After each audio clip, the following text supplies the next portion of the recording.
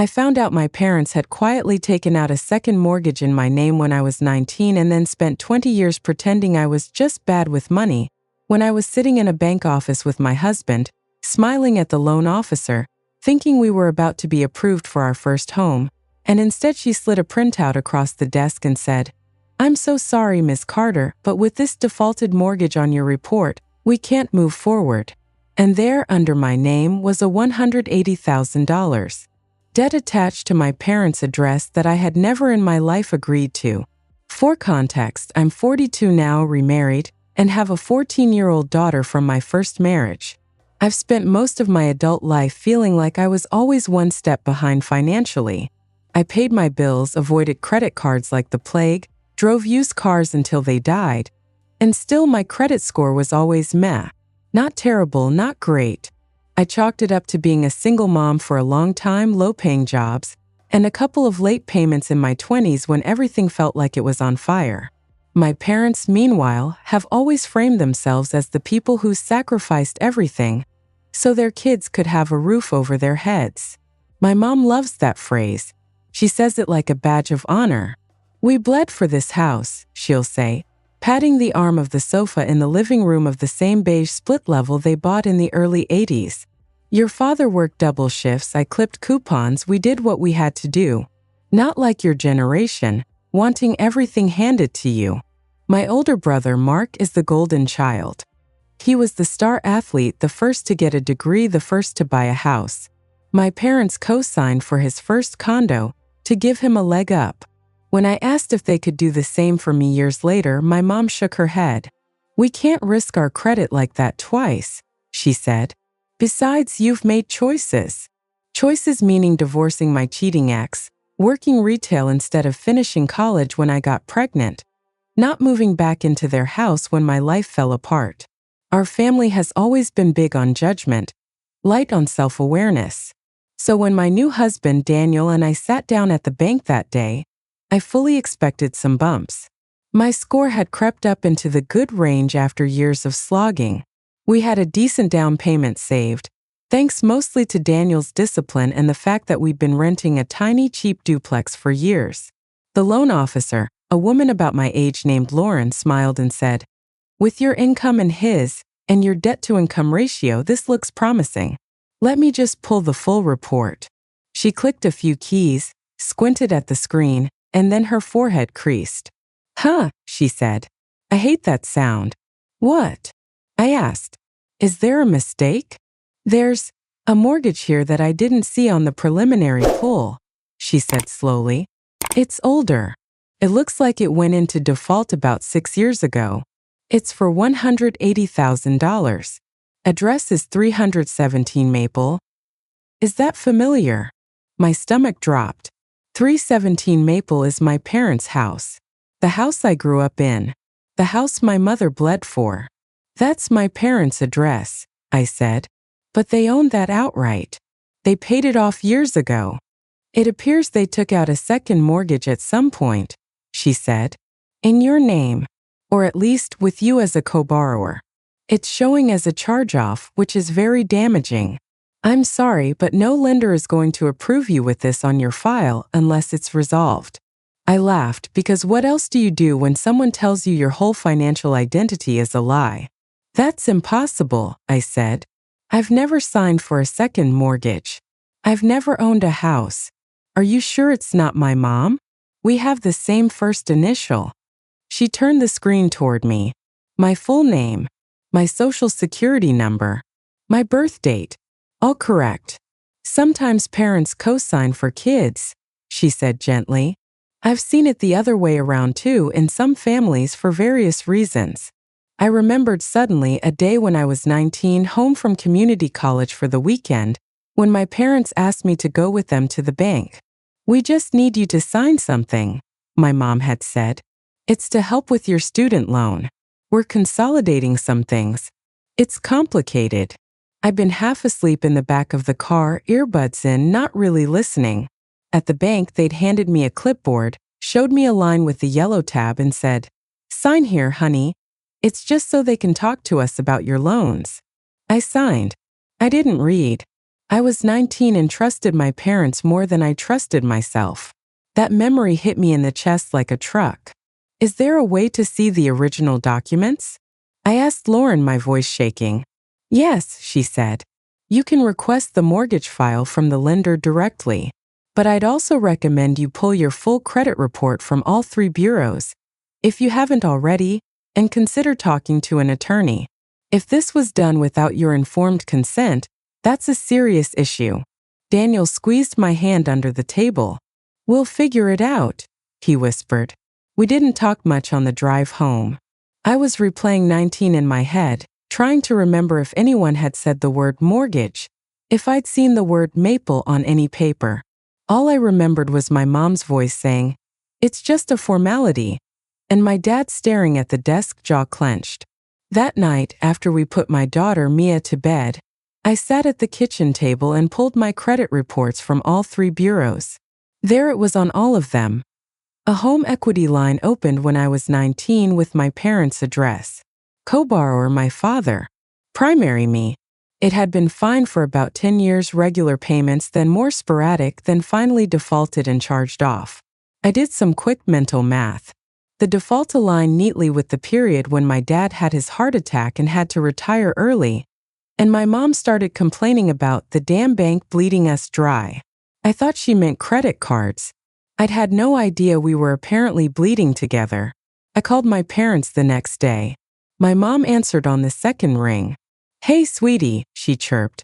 "Did you get the pictures I sent of the new curtains? They really brighten up the living room.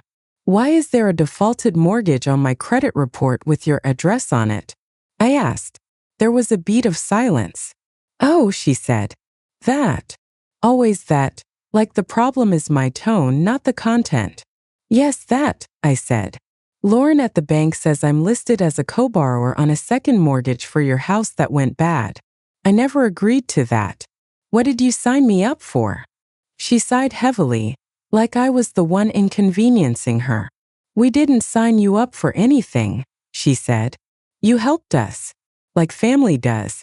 Don't make it sound sinister." "I was 19, I said. "You told me it was paperwork for my student loan." "It was related," she said dismissively. "We took out that line partly to help with your tuition. You're the one who dropped out anyway. But that's water under the bridge. You used my credit to take out a mortgage on your house," I said slowly. "And then you defaulted on it. And you never told me." "We didn't default," she snapped. "The bank changed the terms. Your father got sick.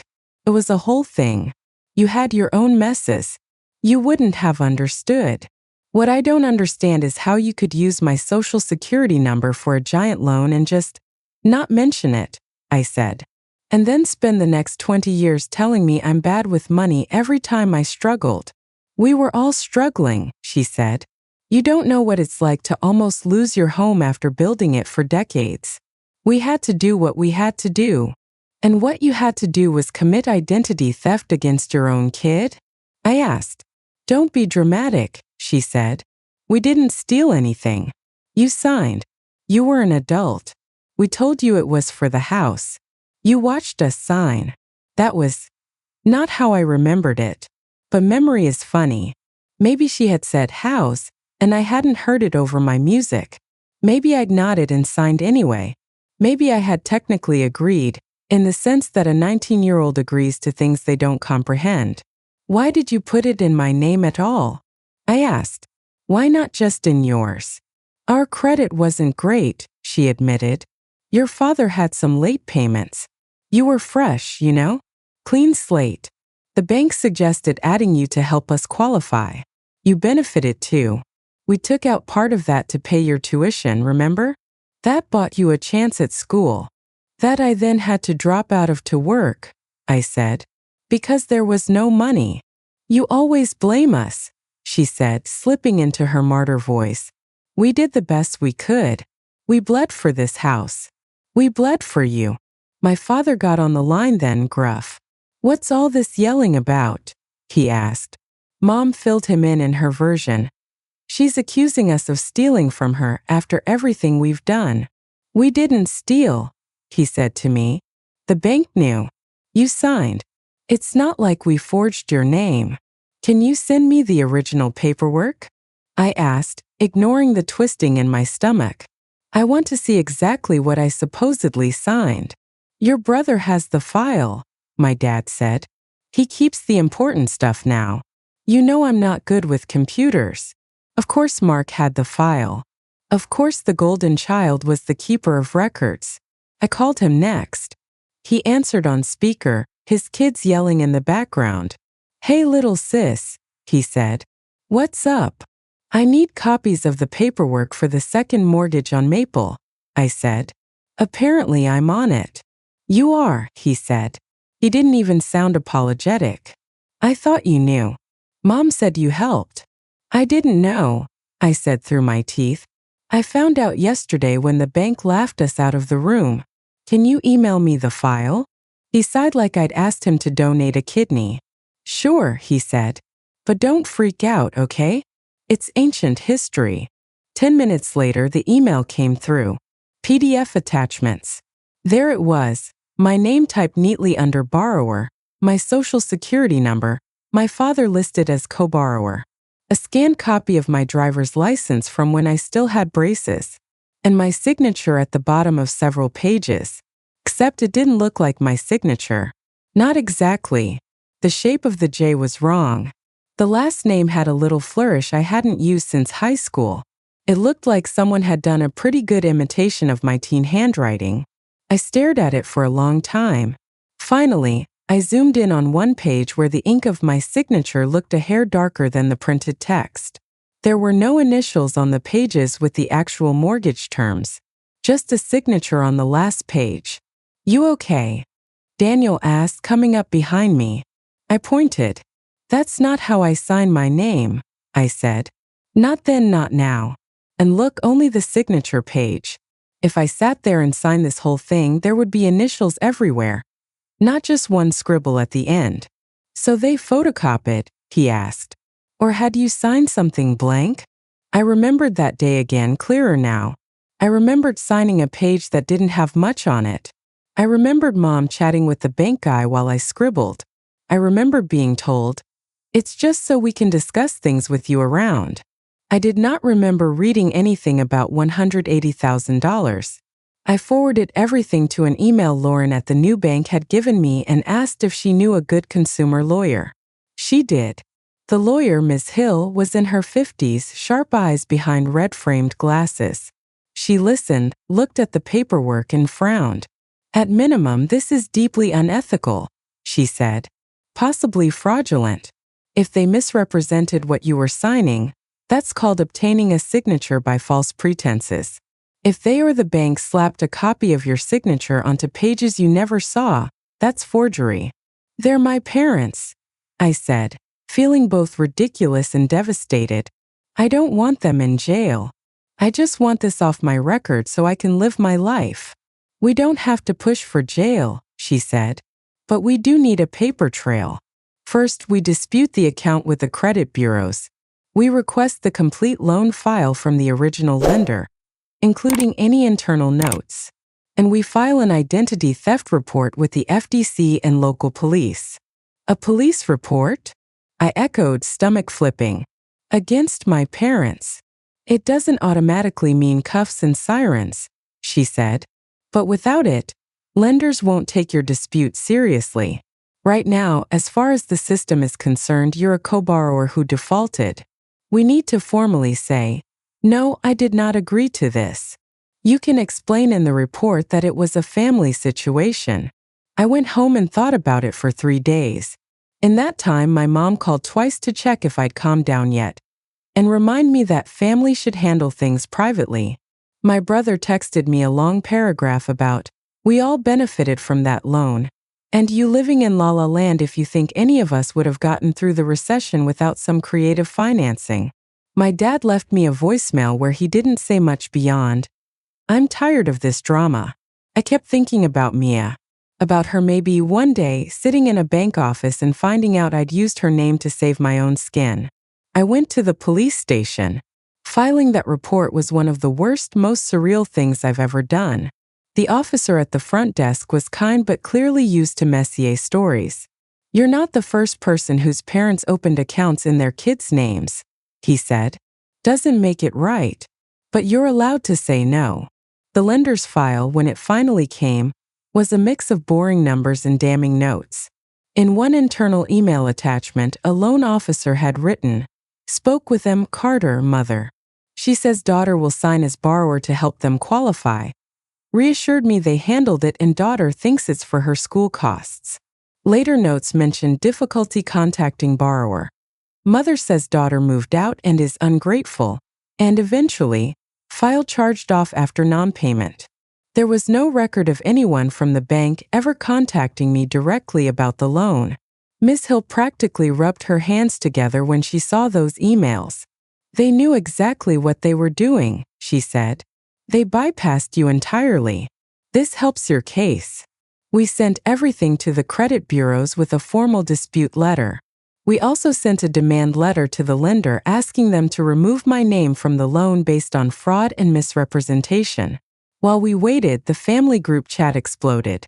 My mother sent paragraphs about how she couldn't believe I'd dragged strangers into our private arrangements. My brother accused me of trying to rewrite history and said, "You were never going to buy a house anyway. What's the big deal?" That one stung more than it should have. My father finally texted, "We didn't mean to hurt you. We just did what we had to. Let's stop this before it goes too far." Too far. As if the not far enough point was quietly loading debt onto my name and never mentioning it. One night my aunt, my mom's sister, called me. "I heard there's drama," she said. "Your mom's been on the phone in tears." I braced myself for a lecture. Instead, she said, "I'm just calling to say, I believe you. Your mom and dad did the same thing to your cousin when he was in the army. Opened a store card in his name. He found out when collections called his barracks. He paid it off to keep the peace. He still resents them." I sat there stunned. "Why didn't anyone warn me?" I asked. She sighed. "We were raised to keep things quiet," she said. "You don't talk about money, you don't talk about shame. You just swallow it.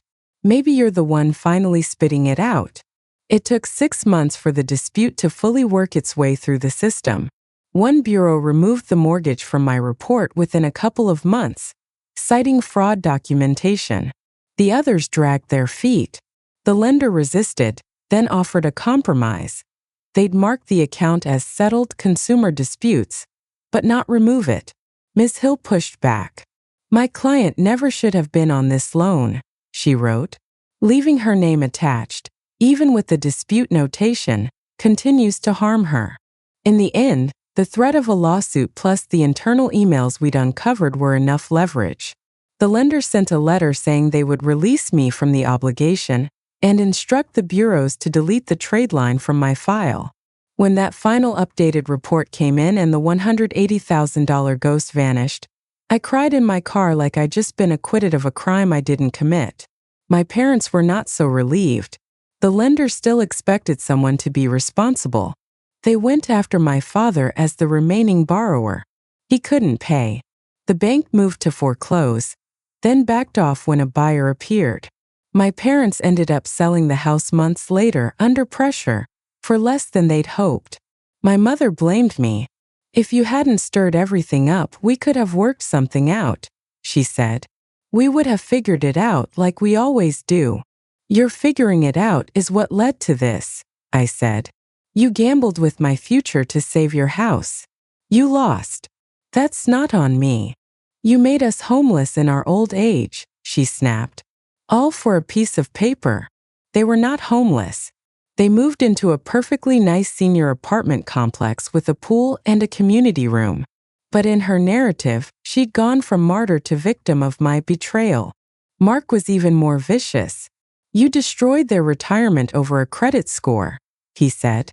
"You're disgusting." "No," I said. "They destroyed my credit and almost my ability to buy a home. I just refused to let them keep doing it." "You always were ungrateful," he said. "They sacrificed everything for us." "They sacrificed me for a house," I said. That's not the same thing. A year after the mortgage finally disappeared from my reports, Daniel and I went back to the bank. This time with clean credit, solid income, and the same modest down payment, we were approved. The house we bought is nothing fancy. 3 bedrooms, 1.5 baths, a yard just big enough for a cheap grill, and a patch of grass where Mia can sun herself with her headphones on.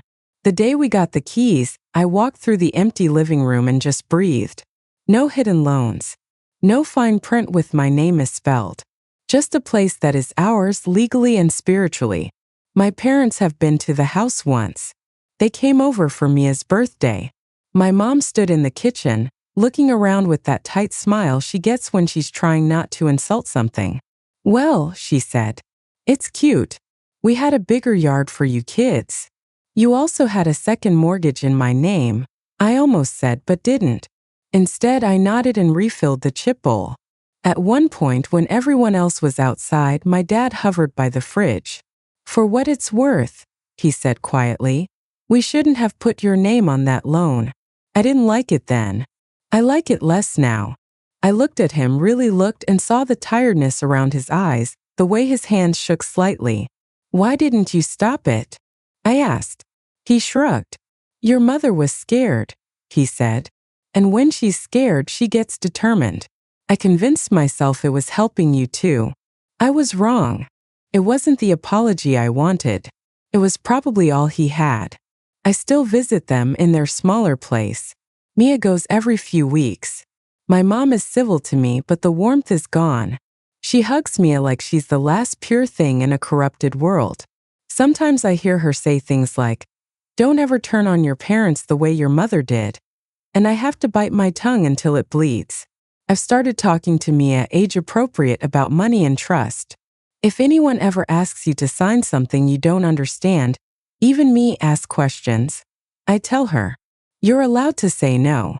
She looks at me with those big eyes that look so much like mine and says, I know, Mom. I trust you. And I think that's exactly why I have to be careful, because I know what it feels like to have that trust used like collateral. So that's my story, internet strangers. I'm the daughter who spent 20 years wondering why her finances never seemed to improve, only to find out at 42 in a bank office that her parents had taken out a 6-figure mortgage in her name when she was 19, misled her about what she was signing, defaulted on it, and never told her. I'm the woman who had to file an identity theft report against her own parents, dig through old bank emails, hire a lawyer, and watch her family's dirty laundry get aired just to clear her name enough to buy a small, normal house for her own kid. I'm also the ungrateful child in my mother's version of events, the one who ruined their golden years over a stupid credit score, who made us sell the house we bled for. If you were in my shoes, if you discovered your parents had secretly used your social security number to take out a huge loan on their home when you were barely an adult, let it default, and then spent years lecturing you about being irresponsible, would you do what I did and file official fraud reports, fight the bank to get your name removed, even knowing it would force your parents to face consequences and maybe sell their house? Or would you swallow the anger, accept the ruined credit as family sacrifice, and keep the peace so you could go on pretending the people who raised you never chose their bricks and siding over your future?